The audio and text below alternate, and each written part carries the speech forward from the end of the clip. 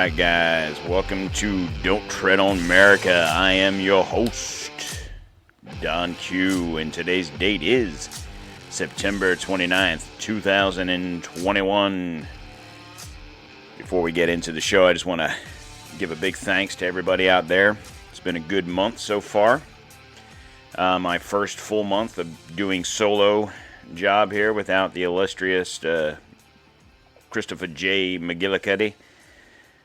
Who is still on his hiatus. But also want to give thanks to our sponsors, and let's not forget about them. We'll do one right now, and that is redcon1.com.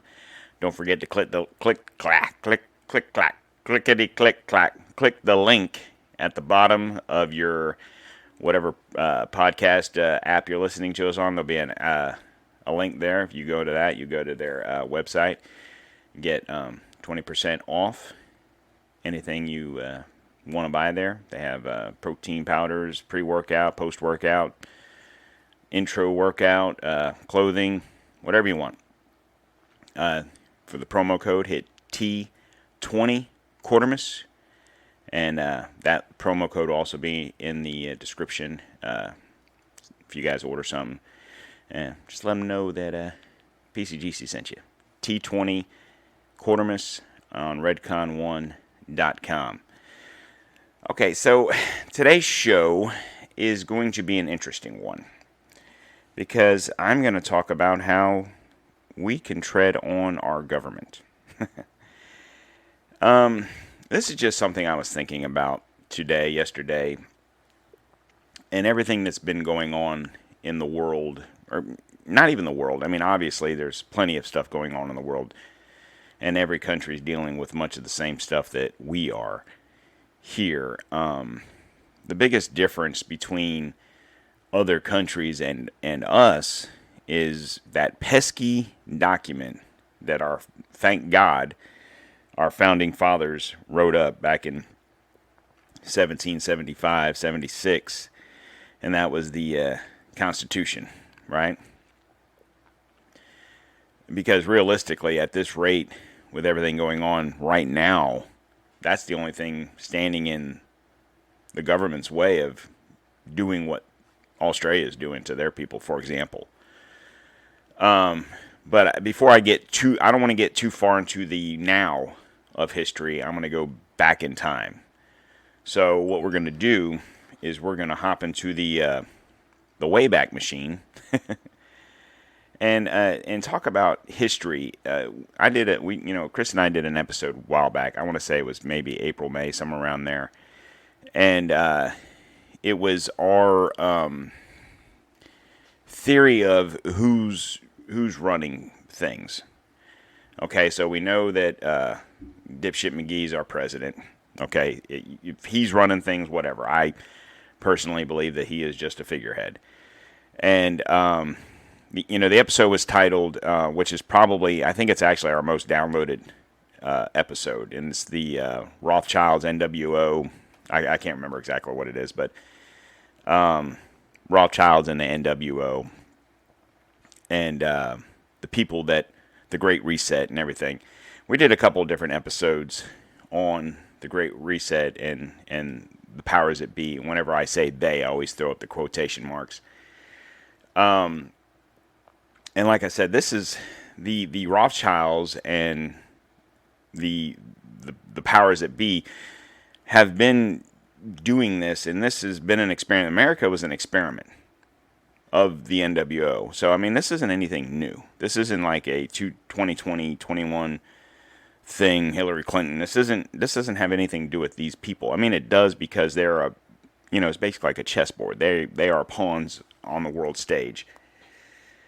But America was to be the beginning of the Great Reset.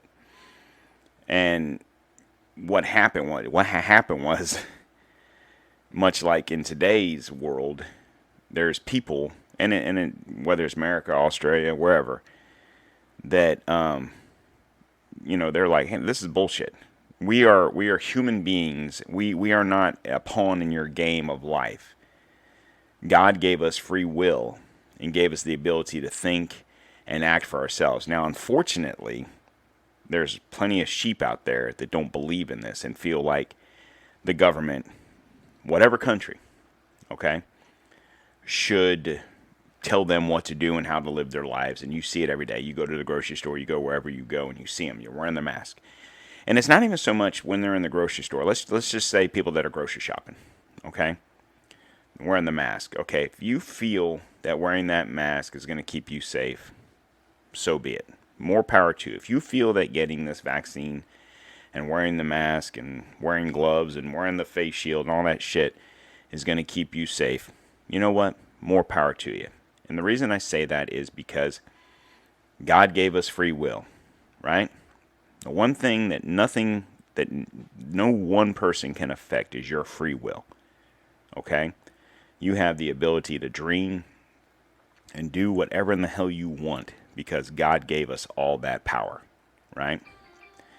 And of course, I'm going to get every freaking notification in the world. My phone hasn't gone off all day, but right now that's what's going to happen. I'm trying to be serious here.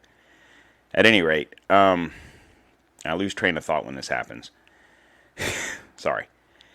Anyway, there's plenty of people, like you go to the grocery store and you see them, and I have no problem with that. If you want to be masked up in the grocery store, like I said, more power to you. I swear to God.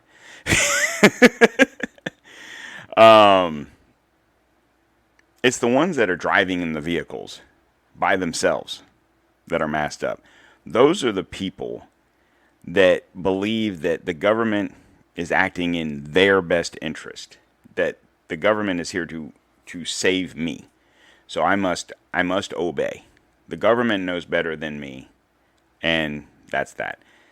And I think the thing, and I'm really not trying to make this about Corona right now, but this is just something I'm thinking about.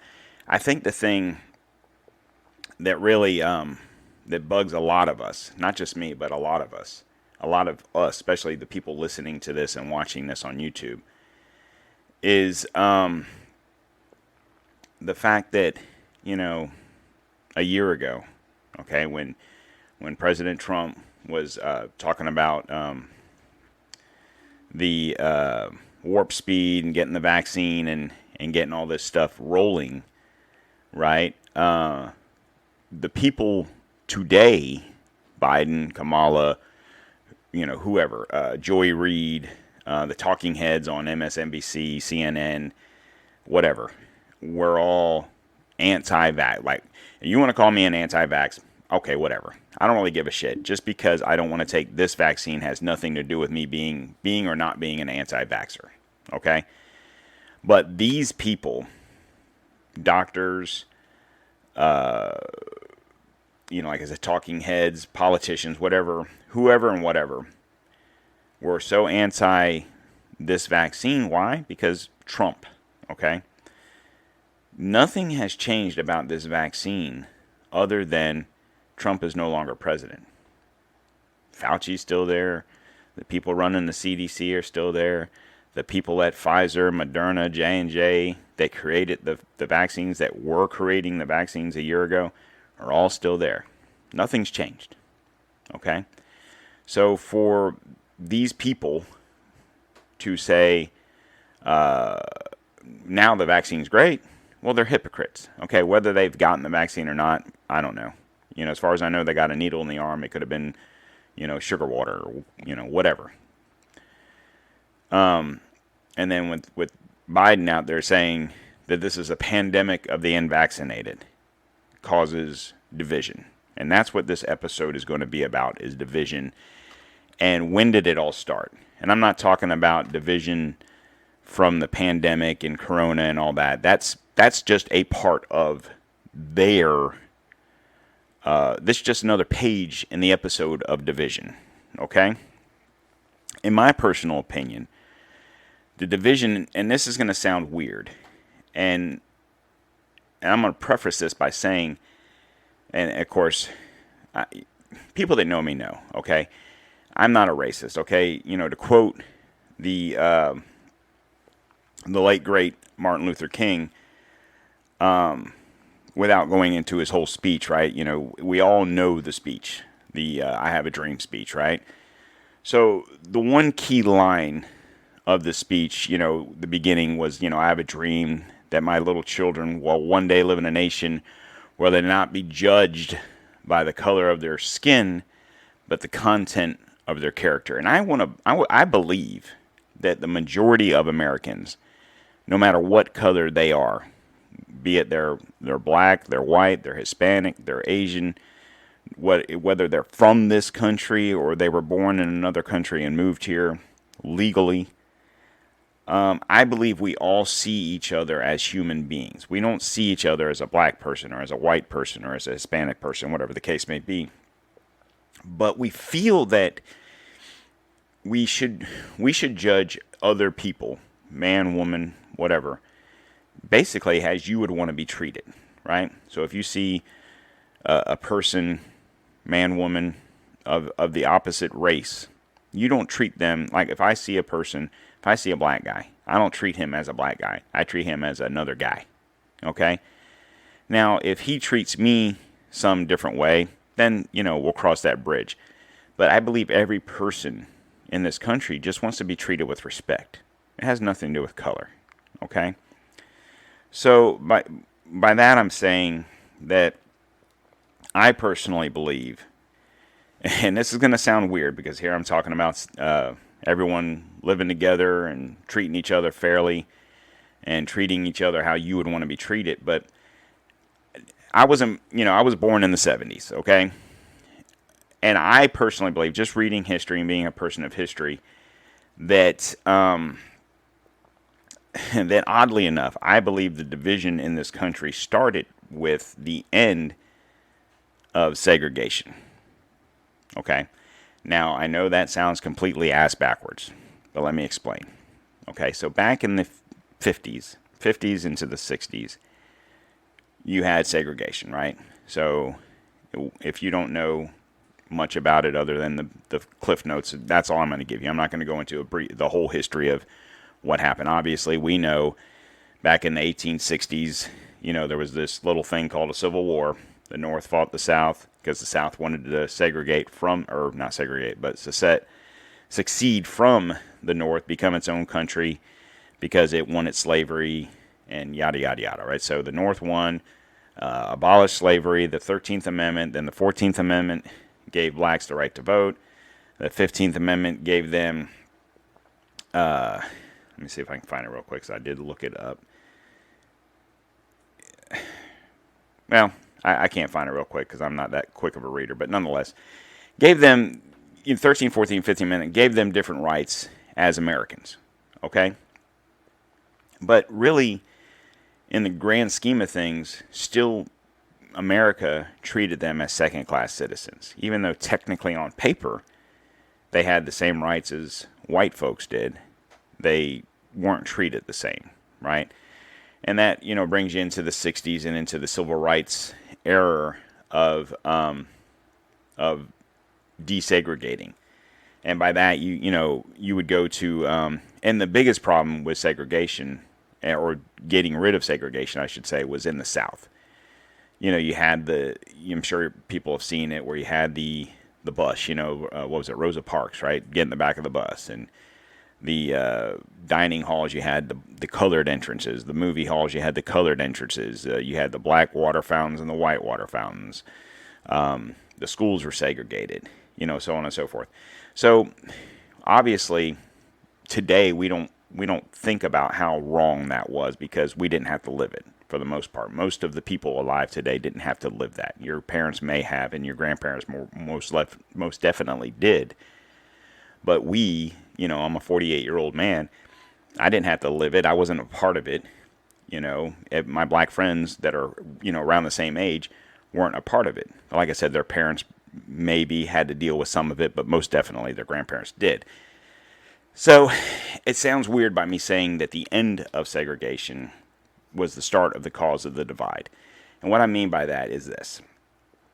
You had, I don't know the population back then, but however many millions of people lived in this country back then, I would say the majority of Americans agreed with desegregation. And it wasn't for any reason other than they felt that we're all Americans, regardless of color. We're all here for the same purpose. God sees no colors. I see no colors. You treat me right, I'm going to treat you the same, right?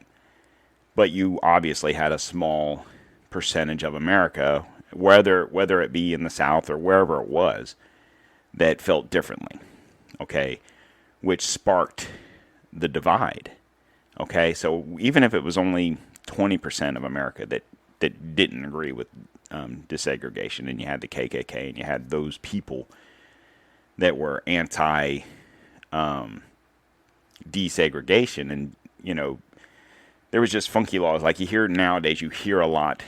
I think Biden at least once a week talks about the Jim Crow era and Jim Crow laws, and these were laws in the South by, mind you, Democrats that pushed the segregation of the black man away from the white people, and it angered a lot of people. So that was part of your division, okay? By oddly enough, by supposedly bringing people together, it caused more division. I know it's crazy, but just work with me. And then, and I honestly believe, like, you have people like back in those days in the 60s, 50s, and 60s, you had Martin Luther King, which everyone knows, Malcolm X, you had plenty of other, unfortunately, Jesse Jackson. Like back then, Jesse Jackson was much in the guise of Martin Luther King. He's a reverend. Nowadays, Al Sharpton and Jesse Jackson, in my opinion, are just race baiters, and they're just looking for the dollar. I don't know, not to get off on a whole nother situation here, but I don't know if you guys saw the clip of Al Sharpton. I think he was down in Del Rio, Texas, with all this border thing, of course, with the Border Patrol whipping the Haitians, when it wasn't that. And the residents of that area were yelling at Sharpton, go home, leave. We don't need you here. We don't need your race baiting here, because obviously that's all he was doing. But back in the day, Jesse Jackson wasn't that kind of guy. Okay, he believed in much of what Martin Luther King was saying, and I'm sure he still does. But money talks. Okay. So I personally believe that that's part of the reason why Martin Luther King was killed. He was trying to help end segregation, help the black man be a better person, and better, do all the right things. Of course, he had plenty of famous quotes. I read you the one speech, without going through all his, because he was a great speaker, and he was obviously a well-respected individual. But, just some key things. I was looking at some of his top, not even speeches, but top notable lines, quotes. So one of the things that stuck out, this was addressed at Holt Street Baptist Church in Montgomery, Alabama in 1955. So this was early in his career, so to speak. Injustice anywhere is a threat to justice everywhere. I started thinking about that. And obviously, in 1955, he was referring to segregation and the way the black man was treated by police and the government and whatever. But I'm thinking, okay, well, that has a lot to do. These words that this man spoke, 65 years ago, or I'm sorry, 65, 66 years ago, speak loudly today. Injustice anywhere is a threat to justice everywhere. Think about that, what's going on right now, how that equates to what's going on. The ultimate measure of a man is not where he stands in moments of comfort and convenience, but where he stands at times of challenge and controversy. A true neighbor will risk his position, his prestige, and even his life for the welfare of others. Once again, that was something he said in Birmingham, at the Birmingham jail, 1963. But think about it. Everything that he spoke about was basically the injustice of the black man in the system and the white man system. And as badly as people think black men or women, mainly men, because that's really what you hear about, are treated by police. It's back then. I believe it to be 100% true, and it didn't matter that it was down in the South or in the North. I mean, most of his speeches were in the South, whether it be Georgia, Alabama, wherever, because those were some of the worst states when it come to this, civil injustice. But even today, what he just said, or what he had said back then, equate it to what's going on now. Okay. So this was from his book, The Strength to Love. There are some things so dear, some things so precious, some things so eternally true, that they are worth dying for. And I submit to you that if a man has not discovered something that he will die for, he isn't fit to live. Once again, think about that in today's terms. Okay?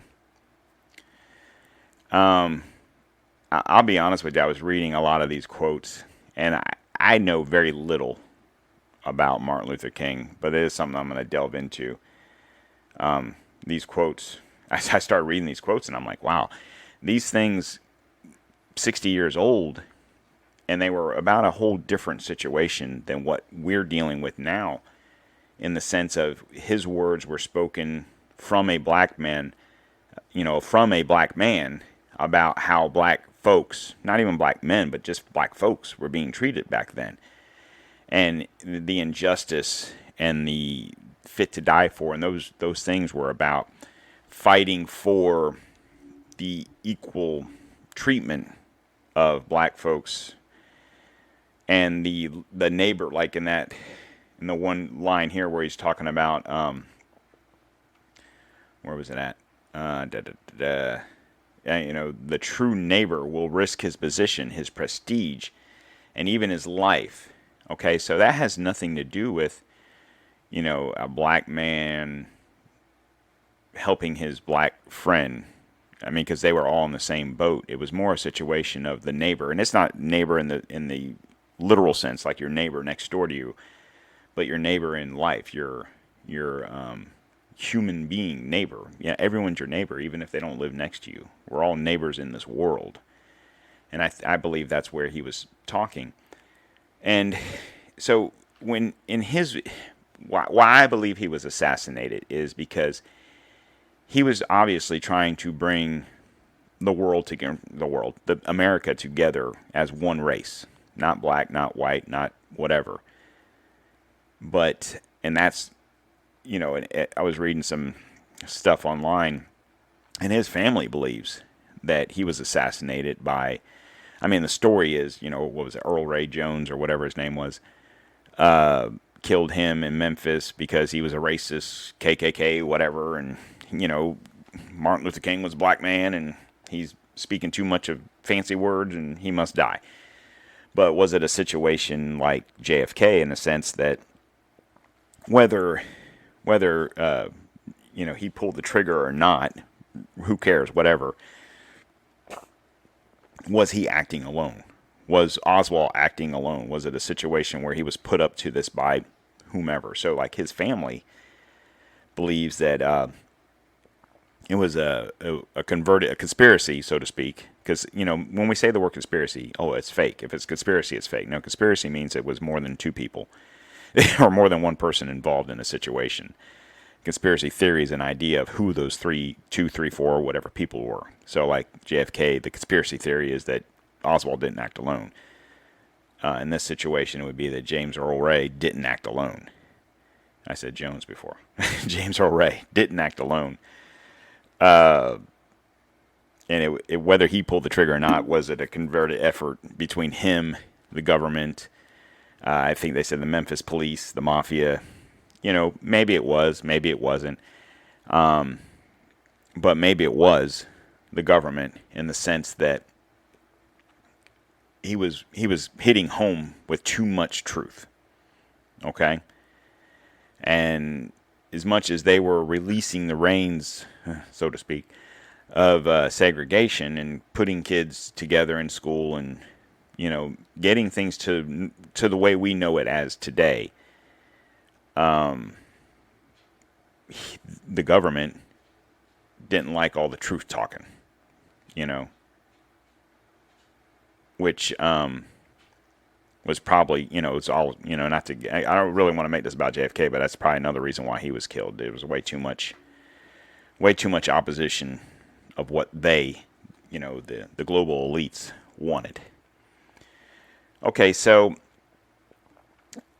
fast forward past, JFK in the 60s and getting rid of segregation, which, in the grand scheme of things was a good thing, right?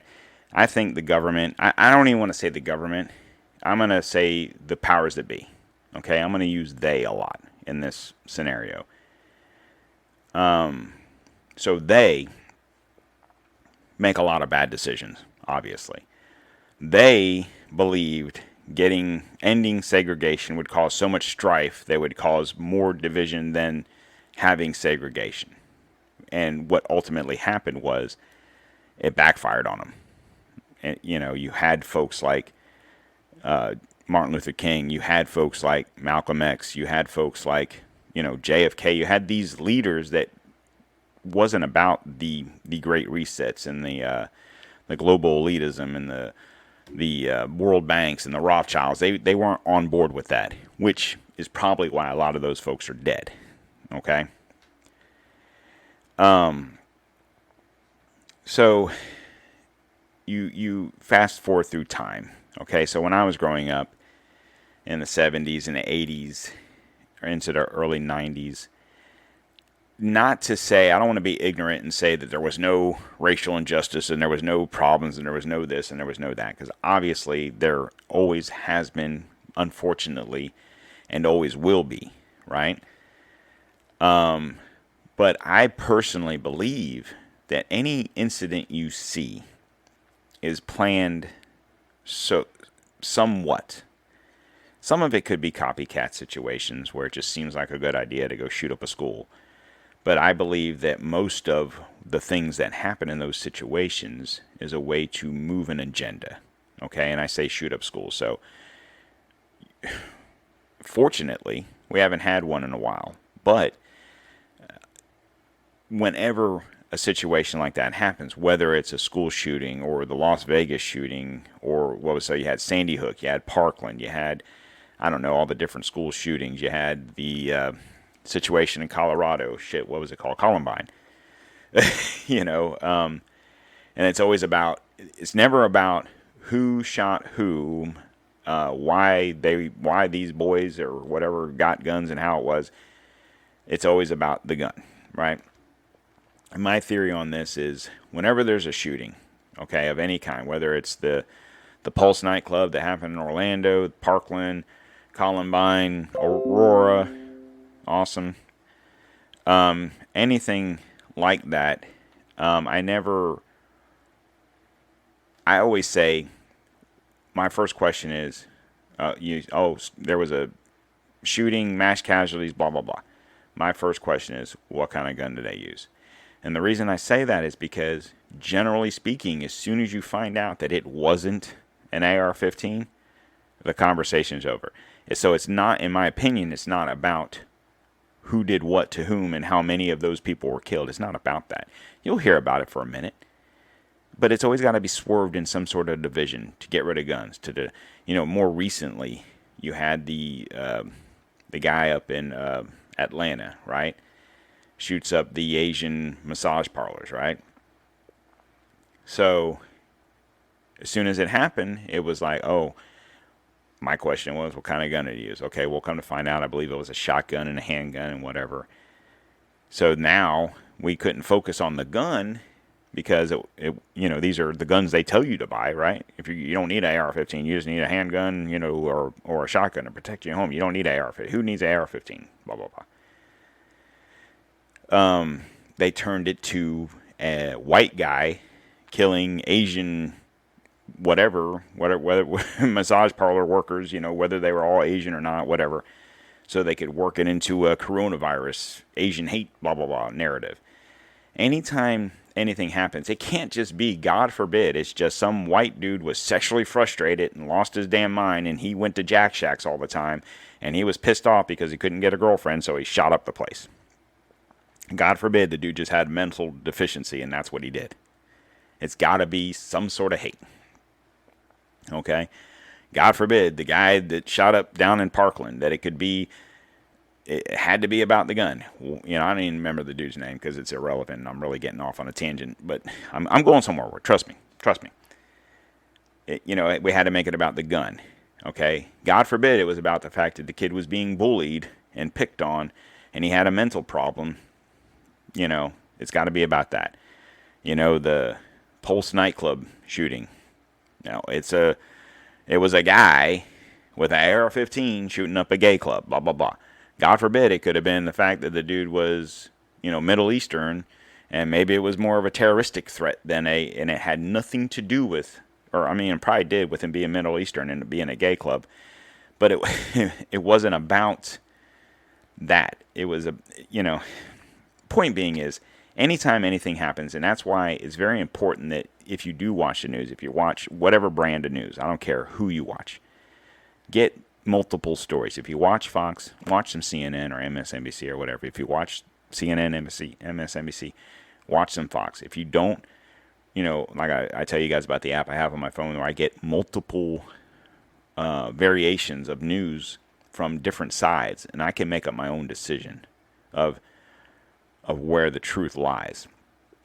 But they are some of the biggest catalysts of the hate, which is why when you say the they and the global elite, like I talked about, I believe it was on the last episode, where these news media outlets are run by corporations and they're part of the situation. They are part of the they. Okay? So fast forward into more recent memory of everybody. And we talk about, you've heard a ton about Black Lives Matter, right? And so I started researching this, Black Lives Matter, okay? And you hear all lives matter. Well, if you say that, you're racist. Well, no, my personal opinion is, much like Martin Luther King, right? All lives matter. You shouldn't be judged on the color of your skin, but the content of your character. So in that case, yeah, Black lives matter, white lives matter, Hispanic lives matter, Asians lives matter. So why wouldn't it just be easier to say all lives matter? Why do we have to diversify down to a color, right? Police lives matter. Oh, all lives matter. Okay? Period. Anyway, so I started thinking about this. When did we first start hearing about Black Lives Matter? Okay, some people that don't know any better would probably say George Floyd. Okay? Or you might bring up Breonna Taylor. Or you might bring up, Michael Brown. So oddly enough, Black Lives Matter started in 2013. Or it became, I shouldn't say it started, as we know Black Lives Matter now is a coalition of a group of people, right? It's an entity. But it actually started with a phrase or a hashtag back in 2013 with the death of Trayvon Martin. Okay? Now, I say it started with a phrase or a trend or a hashtag on Twitter, and I'm sure probably on Facebook and whatnot. And what I mean by that is this goes into the social media's role in division. Okay? And I'm just going to say social media because it doesn't matter what it is, okay? Whatever you consider social media, we'll just count it, okay? Facebook, Twitter, Instagram, what else? TikTok, whatever you use, all the above, Snapchat, whatever. So it started out as a hashtag. So who started the hashtag? Was there a one person that said, and I found an article, but I don't think it actually goes into that deep of a who was the first person to say that. Let's see. Campaign was co-founded by 3 black women: Alicia Garza, Patrice Cullors, which she's actually, I think, the leader or the president, co-president, whatever, and Opal Tometi, I'm sorry, as responses for the police killing of black people. The phrase Black Lives Matter was first used on Facebook post by Garza. So there you go. So Garza, after Zimmerman was found not guilty. Okay. Kohlers recognized the power of Garza's word and created the hashtag Black Lives Matter, and the campaign was born. So it basically started as a campaign which was pushed hard by Twitter and Facebook. Now, I say this as these three ladies have every right to say what they want to say. And if they believe Zimmerman did whatever because Trayvon was black, so be it. I'm not here to argue that fact. What I'm here to argue is the social media's effort to continually push division. These three ladies were upset because of what happened. Not even so much upset because Trayvon was killed, but because the person that did it was let off, essentially. So, point being is if a black man killed a white kid for whatever reason, if it was the same situation, and instead of George Zimmerman, it was, some black guy killed some white kid that went to 7-Eleven to get an Arizona tea and Skittles or whatever it was that Zimmerman or that Trayvon Martin had gotten. And the black guy shoots the kid and gets off, and they start a hashtag White Lives Matter. How long do you think that would trend on Twitter? Or would it even trend? Would the person that first started the hashtag get kicked off of Twitter? More than likely. So that's where I believe social media is partially responsible of the division of this country. So you have the powers that be, the global elite, whatever you want to call them, and then it branches down. So it branches down, you got the media, you got social media, you got your governments. And this isn't an American thing. This is a worldwide thing. I'm focusing on people in America because I can't speak on social justice leaders in England and Australia. That's something that I'll do more research on. And, this show, we're going into 40 minutes now. More than likely, I'm going to go ahead and part 2 this. This will be part 1. I'm going to keep talking here for a little bit. We'll end it, and we'll go into part 2. But my point is, so I personally believe that when this hashtag caught on in 2013, it got them interested. And, okay, so here's another way we can utilize people's anger of white authoritarianism versus black whatever. I don't want to, kids, adult, it doesn't matter if they're kids. I mean, it does matter. Obviously, we don't want anyone to die. But I'm just saying, it quickly turned into a situation of trying to accentuate a horrible situation. Okay, first of all, Zimmerman wasn't a cop. I think he may have been a security guard. And if I'm not mistaken, I don't even think he was on duty at the time. I mean, shit, that was 8 years ago. I think he was at home, saw the kid, whatever. As time moved forward, obviously, the BLM became more of a movement. Other than a hashtag, it became a movement, right? It became an organization. So in 2014, so roughly a year after the Trayvon Martin situation, you had a situation in New York City with Eric Garner. Now, if you don't know much about that story, I'm not going to read the newspaper article. I don't have it, but I wouldn't read it. But the basic idea was, and you probably, once I speak on this, you'll remember a lot of this stuff, and you'll remember the videos and the stuff you saw on the news. But basically, Eric Garner died in New York after a policeman put him in a chokehold while arresting him.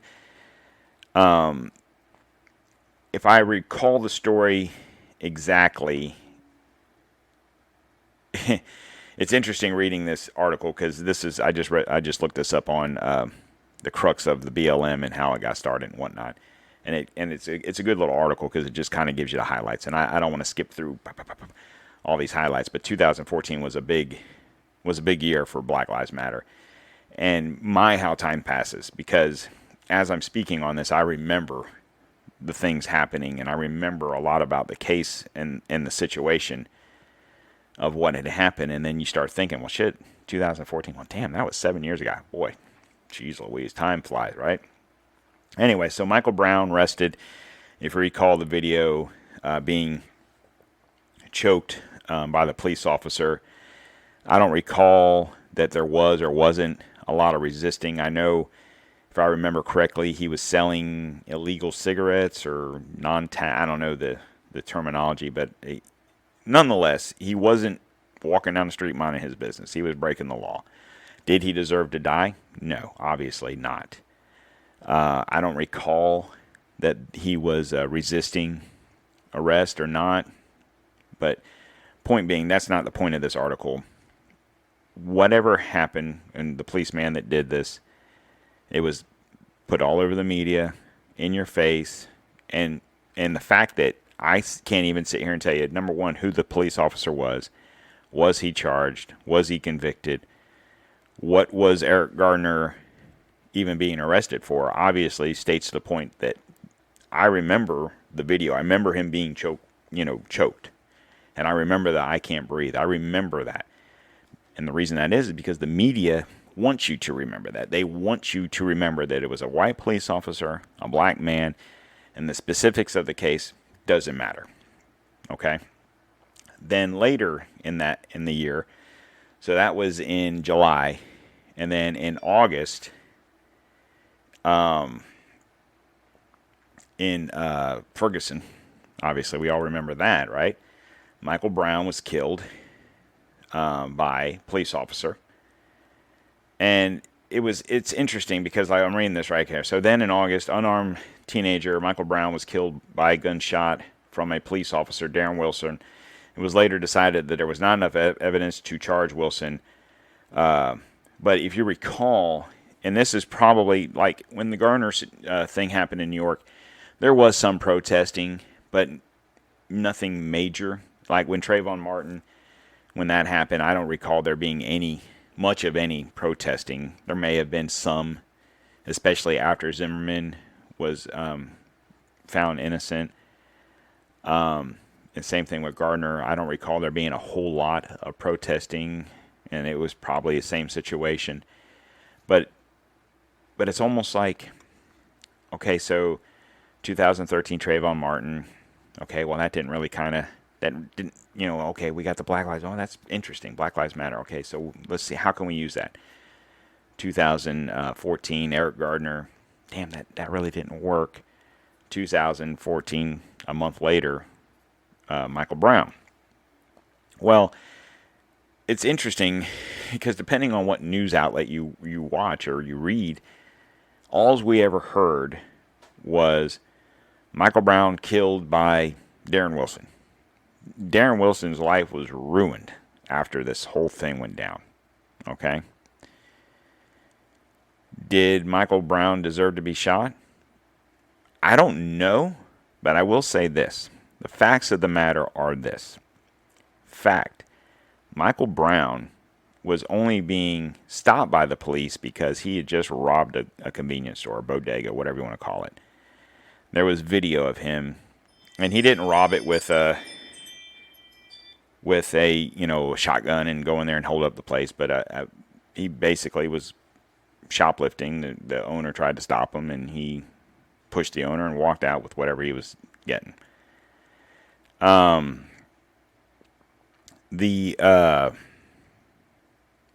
Obviously he called the police, description, blah, blah, blah. Darren Wilson sees him walking down the street in the neighborhood, stops him, gives him commands to do whatever, get on the floor, get on the ground, do this, that, and the other thing. And I'm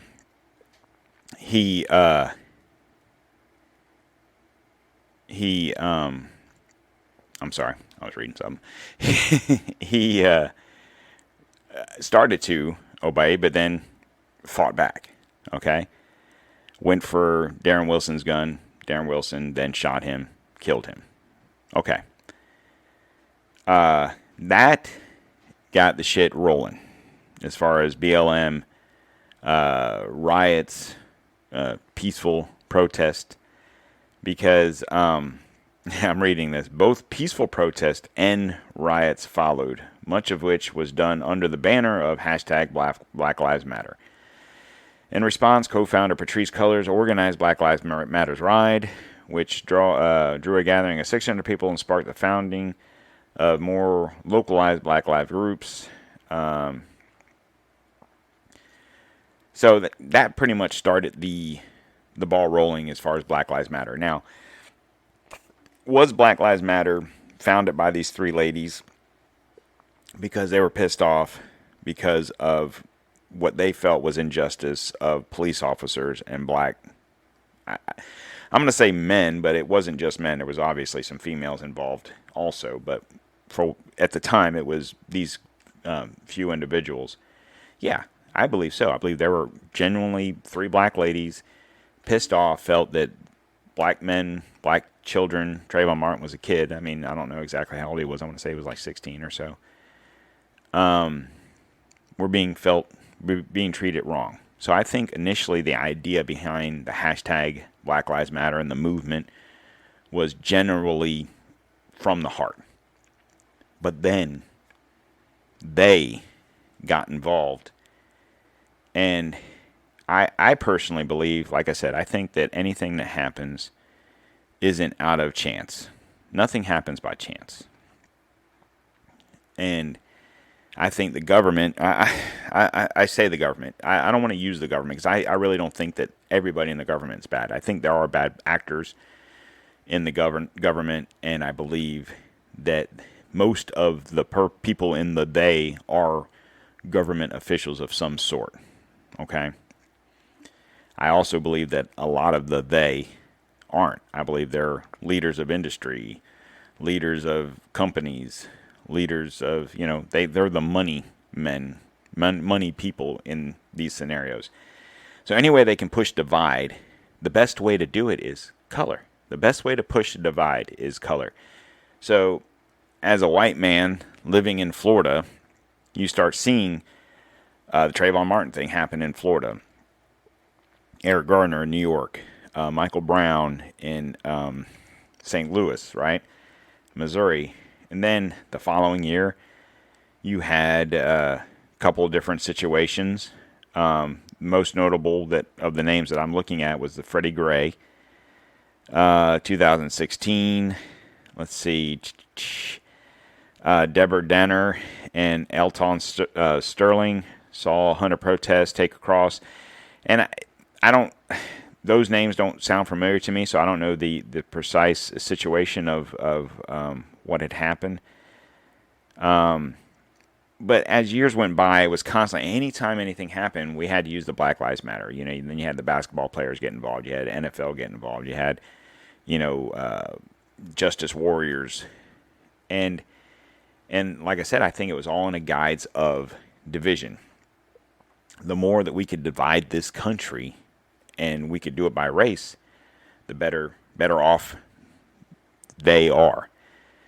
So, with that being said, I'm going to end it there, okay? And this will be part 1. And the title of this episode is going to be called United We Stand, Divided We Die, okay? Had an interesting conversation with a gentleman the other day, and he made a good point of what's going on. And I'll get into that in the next part. That way I can get you guys to come back for more. So, with that being said, we're going to go ahead and end the show today. I want to thank our other sponsor. Of course, you know them as Smooth My Balls. That's smoothmyballs.com/DTOM. And also remember that we are a brand ambassador for Maker's Mark Bourbon. And please, guys, if you like this video, you're checking me out on YouTube, hit the subscribe button, give me a like, share this video with your friends, turn them on to the DTOM experience. I've only done a few videos, so there's not a whole lot there on YouTube, but it's something that we're rolling along with. But more importantly, if you could move everybody to the podcast, check us out. If you're listening to us on Apple, Google, Podbean, Spotify, iHeart, Amazon, please, guys, I've said this time and time again, the best way for this thing to grow is for you to share with your friends. The more that we can get this word out, the more I can do things, the more research I can do. I am literally a man of one. I'm finally back on Twitter. I don't know if I should say that because I might get kicked off again, but nonetheless, that does help with some of the research. But if you could please, if you're listening to me on Apple especially, if you could please give me a good rating, give me a 5-star preferably, and please share this content with all your friends. And the reason I don't know exactly how Google Play works, but I know on Amazon, Spotify, Podbean, you can like the episodes. That would be great. But on Apple, which is where like I think 40-something% of the people that listen to the show are listening to me on, the ratings there really matter, because if people listen to Dan Bongino or Glenn Beck or those types of individuals, if they're listening to their podcast, you get suggestions. Like I have an iPhone, so that's the only reason I noticed. So you have suggestions. Oh, if you like Dan Bongino, you might like Glenn Beck. If you like Glenn Beck, you might like Don't Tread on America. So the more ratings I get, the higher they go, the more I'll get into those queues of suggestions and get more followers, and then we can get this thing really cooking. So check me out, like and subscribe, and don't forget about our social media profiles.